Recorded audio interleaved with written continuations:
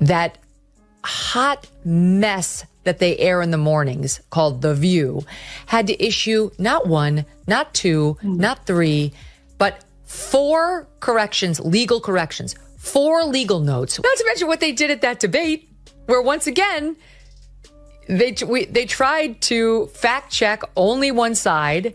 And then when their fact checks got fact checked, they cowered. They cowered in fear. I mean, this is a pattern with them. I think the problem with that show is that show has this very specific ideological bubble in which they operate in. You know, and they always bring on a token conservative woman and they yell over her and silence her. And, you know, they did that with Megyn McCain. You might have assumed The View controlled daytime drama forever, but everything just flipped in the wildest way. Joe Rogan and Megyn Kelly teamed up and unleashed a shock so intense, it left the hosts scrambling to hold on to whatever confidence they still had. The whole moment was chaotic, messy, and impossible to look away from. It felt like the kind of scene that makes you lean in because you can't believe it's happening right in front of you. If you ever thought those hosts were beyond criticism, this twist will make you question everything you believed. Stay close as we break down the exact way these two completely shook up the so-called queens of daytime TV with a level of precision that stunned everyone watching. You seriously don't want to miss any part of this. It's nothing Just there. go for it. Yeah, there's nothing there. Sometimes comics do that. Yeah, and fun. the other question is then, is that representative of a big constituency? I think probably yes. Well, a lot of MSNBC people, viewers are probably also thinking, I don't even think the MSNBC viewers. I think that's they're a too little bit far. more sophisticated than that. Yeah. This is like low information, blue no matter who, like older housewives who are mad at the world.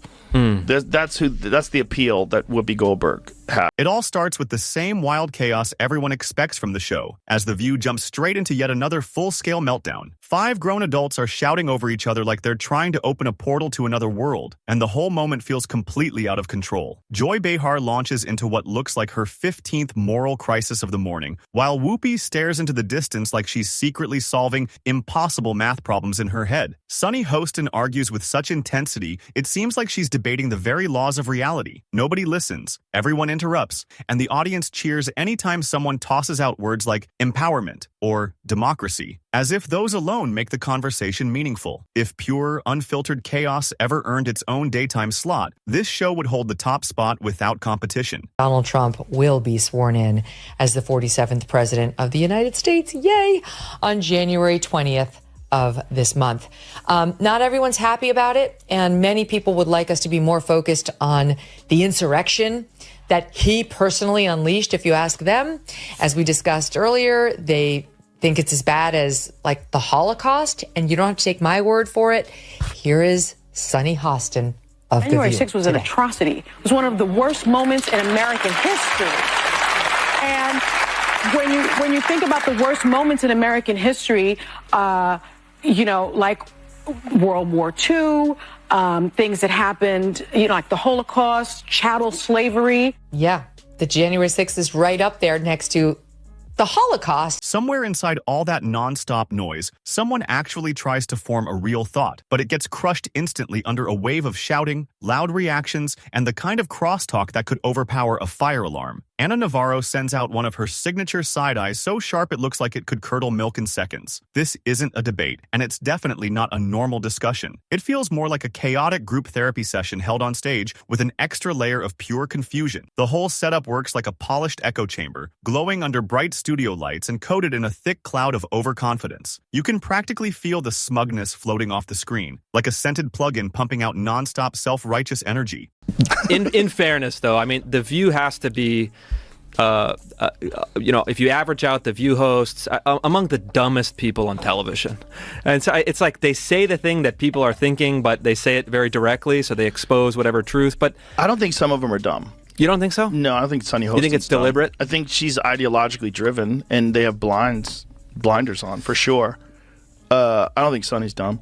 But Whoopi is certainly not the brightest person, and what she just said just doesn't make any sense. It's just like so silly to say. It's not a well thought out. It's like if you had an idea for a premise and you like it was totally baked and half baked, and you went on stage with it and just It's nothing. Then Joe Rogan enters the moment, almost like a human lie detector holding a microphone, bringing a calm energy that slices through the chaos with surprising clarity. He doesn't yell or try to overpower anyone. He just carries that steady, grounded presence of someone who has taken a few hits in life, yet can still recognize nonsense instantly. This is the same man who has interviewed astronauts, monks, and guests who believe mysterious creatures secretly run the government. And even he looks at The View like he's thinking, there's no way this is real. His expression alone says everything, as if he's witnessing a performance so strange that even he can't fully process it. They're disgusting. She's Anna Navarro. In your wildest imagination, you could never solo host a show. You will only ever make it as part of an ensemble, and you could never hope to achieve the success that Tucker Carlson has. So you can sit in your little cheap seats all day long and enjoy your little negative henpecking, but your careers are going nowhere, and Tucker is about to dominate in whatever space he goes. Then Megyn Kelly steps in, heels clicking with the sharp confidence of someone ready to shake the entire room like a media force on a mission. She's the one mainstream networks couldn't contain. Fox thought her questions were too sharp, and NBC panicked the moment she wanted real answers, leaving both networks backing away like unsure beginners. Now she arrives carrying a microphone, solid receipts, and what feels like a handwritten list titled Daytime TV Hypocrisy. Megyn doesn't just criticize, she cuts through egos with precise skill and displays the results on her podcast like polished intellectual trophies. Together, Rogan and Kelly create a duo so strong it could make even a trained PR team start sweating, while Joy Behar is somewhere trying to figure out how to spell authoritarian. Rogan calmly breaks down every weak argument the hosts throw out, pointing out how none of them seem to research the topics they argue about. He doesn't need to raise his voice. He just laughs in that, I can't believe these people have airtime way, turning the whole segment into something that looks like an unplanned improv show at a wellness retreat. Meanwhile, Megyn slices through their contradictions like she's strolling through a museum filled with exhibits labeled media failure. And every time she lifts an eyebrow, the show's credibility instantly drops. Her power isn't volume, it's accuracy. If Rogan is the sledgehammer of plain logic, Megyn is the scalpel cutting cleanly through confusion, tone-deaf outrage, and whatever Anna Navarro believes counts as a clear opinion. One moment of her commentary and Whoopi Goldberg starts blinking like she's sending Morse code messages, calling for help from Barbara Walters' legacy. That hot mess that they air in the mornings called The View had to issue not one, not two, not three, but 4 corrections, legal corrections. 4 legal notes. We only have 3 of them on camera, but look at this. I have another legal note. My God. Both Trump and Pam Bondi have denied allegations of a quid pro quo. I have a legal note. You want to take this one, Joy, or are you Matt good? Gaetz has long denied all allegations and has not been charged with any crime. That's true.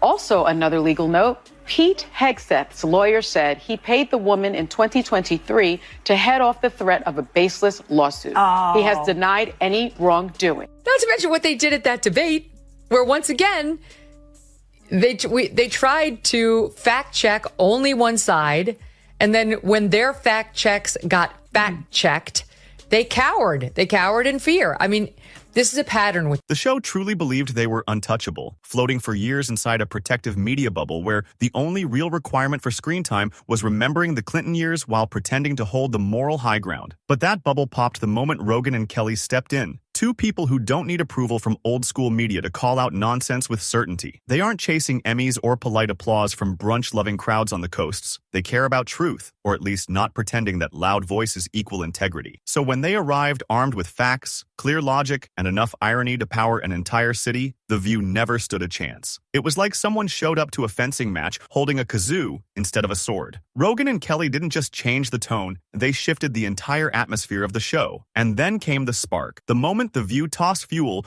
onto an already burning stage by going full ignition with their usual dramatic style. They were in rare form, which says a lot for a show that treats facts like optional salad toppings that can be skipped whenever convenient. Their latest target, Robert F. Kennedy Jr. They mocked him, dismissed his ideas without even a quick search, and rolled their eyes like someone asked them to explain basic civics. The level of coordinated disdain was almost impressive, perfectly synchronized and completely lacking any real substance. Interesting, because I think Sunny is very intelligent, but she's ideologically captured. Right. You know, that's sort of. I think the other ones. There's a couple of the other ones. Don't have to name any names. Who are just very dull-minded. But I think Sunny's not one of them. I think she's smart but captured. Sure. I think she came into it with an agenda. Of course. You know? They do everything with an agenda. They didn't stop there. Not even close. They pushed things further by tossing the idea of free speech straight into the fire, acting like sharing a controversial opinion should be treated as a crime whenever it doesn't match their perfectly polished, studio-approved worldview. According to the panel, podcast hosts are suddenly dangerous, misleading, and somehow considered threats to democracy just because they allow conversations where people can actually finish a sentence. Imagine that. Long, uninterrupted dialogue being labeled extreme in a world built on constant interruptions and loud chaos. Then Joe Rogan delivered a full roast, but in the calmest way possible. No yelling, no pounding the table, just steady logic wrapped in that familiar raised eyebrow that says everything without extra volume. He broke down their entire argument step by step, almost like he was reviewing a slow-motion replay, comparing their approach to someone loudly reviewing a movie they never even watched. Honestly, could anything better describe the show's style? It's less about informing people and more about writing whatever dramatic narrative gets the biggest applause from the audience. Melania Trump came out and said she's about as pro-choice as they come. And here was the reaction on The View. I think she hates him. Yeah, well, yeah. Okay, so we can all That's a agree on given. that. That's a given. I also think that she wants to take him out. She does not want to be the first lady anymore. They agree with you. She doesn't want to be the first lady. She destroyed the Rose Garden. Who hates Christmas? Melania Trump hates Christmas. She doesn't want to decorate for Christmas. She doesn't want to have anything She to doesn't do with care him. about that. She doesn't want to sleep in the same room with him. She can't tolerate him. Would you look? This is a network that still runs out fact checks to these women, like it's concerned about them staying factual. She hates Trump.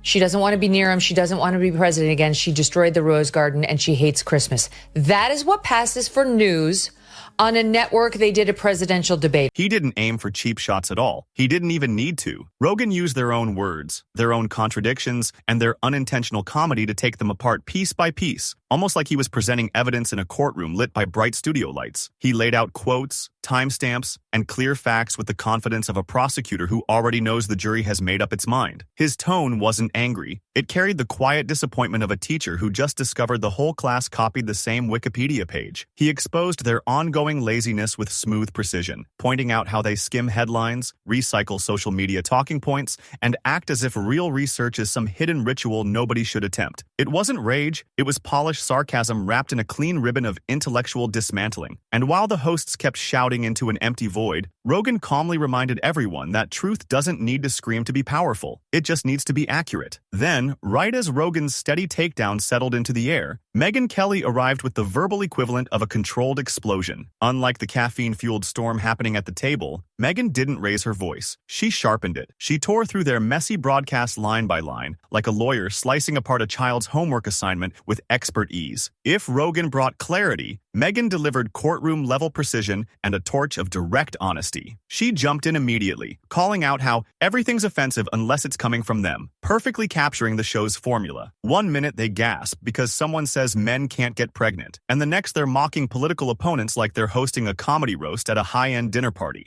I have no hate for Joy Behar. If I saw her, I'd give her a hug. I'd probably say the same thing about me if I was her. You're worried about losing your job, and you're worried about podcasts taking over, and who's the source of news, and we said Donald Trump was Hitler, but half the country disagreed with us, and he won, and this is fucking great, and Joe Rogan believes in dragons! According to Megyn, it isn't truly free speech unless it first passes through a daytime TV filter built on comfort and privilege, and she made that point with absolute sharpness. And when it came to privilege, she saved her strongest critiques for Joy Behar and Sunny Hostin, delivering each line with clear precision. Joy, practically the living eye roll symbol of the show, was called out for acting like she's the guardian of progressivism, while often sharing opinions that would make an actual feminist step back in confusion. And Sunny, oh Sunny, Megyn cut straight through her polished confidence, exposing that elite lawyer-turned-daytime diva energy that comes across with superiority every time she talks. Megyn ripped apart their pretend moral high ground like a storm tearing through a warehouse full of fragile contradictions. They speak about female empowerment, yet what they offer often feels like carefully packaged drama wrapped in bright pastel jackets. She revealed how the show treats differing opinions, especially from women, as if they're betrayals rather than simple disagreements. On that stage, disagreeing doesn't just make you wrong. It makes you an enemy to the sisterhood. It's no longer a round table. It feels like an emotional hostage situation where the safest choice is repeating whatever Whoopi said 5 minutes earlier. Ha ha ha ha ha ha. But the takedown didn't stop with calling out personalities. It shifted into full precision once the facts appeared. And here's the twist. While the show depends heavily on dramatic, emotional sound bites, Rogan and Megyn walk in carrying actual research. What a surprise. Full transcripts, real context, reading beyond the headline, practically groundbreaking behavior inside that studio. Do you see what Whoopi Goldberg said?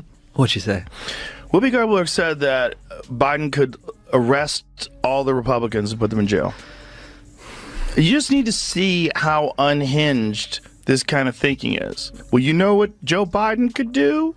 Joe Biden, you have to see it because it's so on TV. crazy. She said on television. You know, just let's look at a scenario where the Supreme Court says, yes, he has all those rights. He is immune from everything. Yeah. You know what Joe Biden could do since he is presently president? What? Whoa. He could throw every Republican in jail. Yeah. They began comparing the show's bold claims to real events, and the results were unbelievable. For example, when The View insisted a certain podcast episode was dangerous, Megyn simply played the clips, revealing it was nothing more than a calm discussion about nutrition and the science behind cold plunges, nowhere near the scandal they suggested. And when Joy claimed Rogan was giving a platform to hate, a quick 32-second fact check showed the guest was actually a military veteran speaking sincerely about PTSD, healing, and meditation, the complete opposite of what the show implied. Megyn didn't just question their statements, she buried them under undeniable context, while Joe, staying as focused as a calm conversational monk, had already taken apart their entire argument without breaking a sweat. The contrast was intense and almost funny. Rogan and Kelly appeared thoughtful, careful, and researched, while the show seemed devoted to emotional reactions and half-formed claims. And of course, the show always shows disdain for long podcasts, rolling their eyes at the idea of 3-hour conversations, as if their viewers are begging for more 10-second outbursts squeezed between commercials for arthritis creams and debt relief. Rogan and Kelly weren't simply responding, they were revealing the truth. While the show hid behind applause signs and polished emotional speeches, these two held up mirrors, honest mirrors, showing exactly what was going on. And just when it seemed the hypocrisy couldn't get any thicker, the show pushed even further, turning misinformation into a full performance and presenting it as undeniable fact. I don't know these people. Hey, this is the most important part. This is right after she was saying, we are run by ABC News. You should trust us, not Joe Rogan, who believes in dragons. So she by saying we should trust them because they're double checked by ABC News, and then making the stupidest fucking statement. Like you didn't listen to what I said. Yeah. You didn't listen to what the wildlife biologist, and that's only a part of what he said. Remember when they confidently announced certain COVID facts as absolute truth, only for that same truth to fade away months later like it was sneaking out a back door? Or when they treated political candidates as world-ending threats based on Facebook memes and Whoopi's half-remembered dinner conversations? These moments weren't simple mistakes. They were full performances of being confidently, spectacularly wrong. And their greatest hits don't stop there. They once claimed certain legal cases were practically solved just because they disliked the defendant's haircut. And another time, they insisted Joe Rogan was spreading dangerous misinformation, while misquoting him so badly the entire internet seemed to wince at once. All this while acting as if they were chosen by some imaginary council of truth and accuracy, delivering verdicts from a throne made of studio lights. Meanwhile, Rogan and Kelly don't pretend to know everything. Far from it. Rogan regularly invites people he disagrees with onto his show, a concept so unfamiliar to the panel,